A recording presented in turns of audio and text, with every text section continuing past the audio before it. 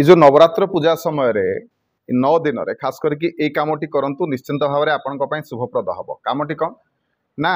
प्रत्येक दिन आपण मैंने घरे आलती करुवे तो से जो श्रीकर्पूर एवं किछिटा घीओ से मिसईदेवे एवं सलिता साहाଯ୍ୟରେ बलिता साहाଯ୍ୟରେ आपण माने आलती करंतु श्रीकर्पूर एवं घीओ मिसईकी बलिता साहाଯ୍ୟରେ आपण माने घरे आलती करंतु एवं से कौन करेंगे ना जो श्वेत सोरिष जो मिले बजार में श्वेत सोरिष किसी आपण मैंने से पकातु पकईकी आलती करंतु एवं घरर सबू घर गुड़िक बुलेबे एवं माँ को पूजा खास करके जिते आलती करेंगे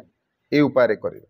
देखिए माँ को विशेष भाव कृपा मिल कल्याण मिल आपण घरे जदि कौन प्रकार नेगेटिव एनर्जी अच्छी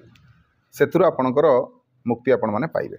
वीडियो भल लगे वीडियो को लाइक करेंगे शेयर करेंगे चैनल को सब्सक्राइब करने को अनुरोध रही। जय जगन्नाथ जय शिव शंभु।